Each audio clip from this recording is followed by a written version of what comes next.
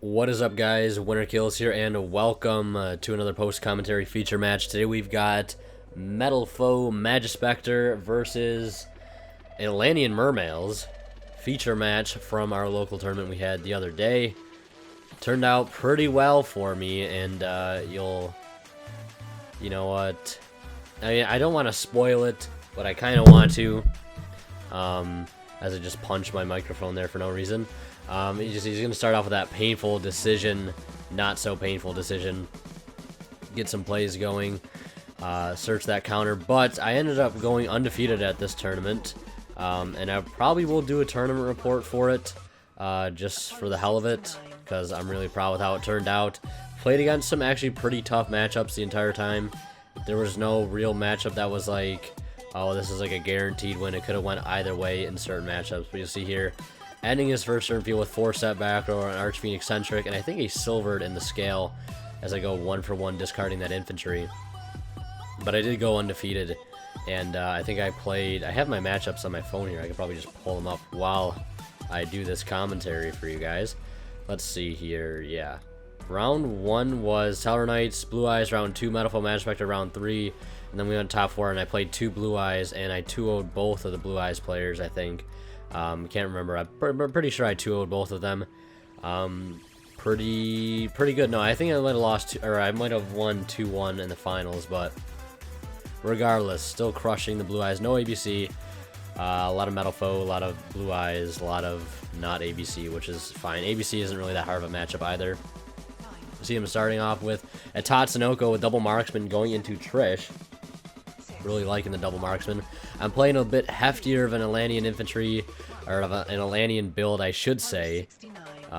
Playing 3 marksmen and 2 infantry instead of the 3-1 split I was originally going to do. Luckily, I hit that Metalfoe's counter. I knew he set it, so I wanted to make sure I hit it. Make sure I remember where he set it. Going into Bahamut Shark now, detaching Dragoons, going for totally awesome. It's being a totally awesome turn right now. Grabbing Megalo off that detach. I've got an Aqua Spirit in hand. Could make another rank 4 if I wanted to, if I had another means of getting another rank 4 on the field. On top of that, fortunately there's no level 4 Sea Serpent that I could search to get on the field right away. I grab Neptibus, basically the next best thing. Infantry popping the scales, don't have to worry about the counter. No pendulum summoning it for next turn, make sure there is no comeback. Summon the Aqua Spirit. And I'm not sure if I tribute it off for a double attack. But I do. And he'll MST on the double attack. So I'll swing in for 24, 24, and 27. It isn't game quite yet. He would have like a couple hundred life points left or so. But he opts scooping anyways just because he feels there's no way he can come back. He said just opting to go to game 2 instead, and that's what we do. Starting things off with an Upstart Goblin, I'll get a free extra 1,000 life points. Starting off with Gofu as well. Looks like it's going to be a pretty great turn. The only thing that can make it better, I would say, is that he had a raccoon to go with it. As I organize the extra deck there on my side of the field while I wait for him to play out his turn. Don't have any hand traps in hand, so it's not like I can do any interacting. He's got his 2 tokens on board for that Gofu. There's a scale popping one of the tokens. Going to set a combination from the deck to field. Has some options still at this point. He could, I think he does end up summoning the raccoon though, and that allows him to end up going for a synchro play. A couple of level 8 synchros he could go for, Stardust Spark being one of them.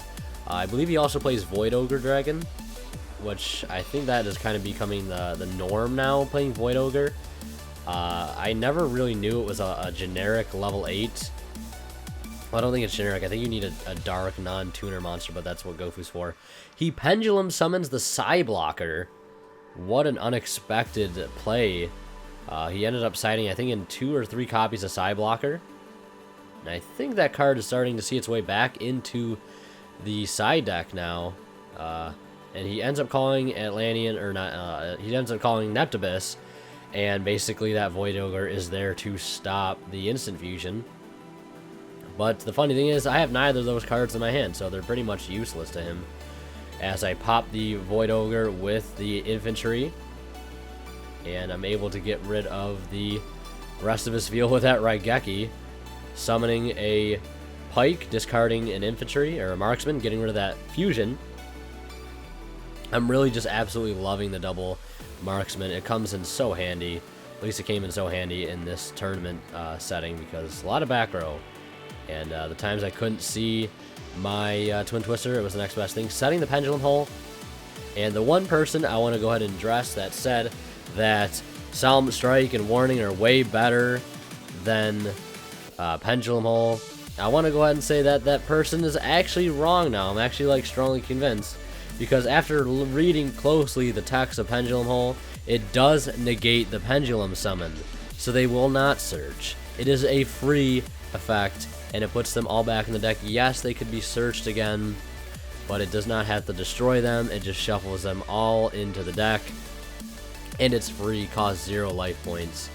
Negating the Pendulum Scale effect with the Mizuchi, and shuffling the rest of his Pendulum summon into the deck with that Pendulum Hole. Now, I don't want to go ahead and say that he's completely wrong. Solemn Strike is an amazing card, especially in the Pendulum matchup, but as you can see here, and I didn't even know, so it's partially my fault too. I didn't even know that Pendulum Hole negated the summon, but it does, so it is a great alternative, cheap alternative. If you have strikes, I would say play the strikes, but if you don't have strikes and you want a great side deck card to go against pendulums, I would say go Pendulum Hole all day. It is an amazing card, and it will always be a great side deck card, in my opinion, against any Pendulum matchup. So that's going to be it for the video here today. I hope you enjoyed. If you did, please be sure to leave a like and leave your thoughts and comments down in the comment section below. And as always, guys, Winter Kill is signing out. We'll see ya in the next one.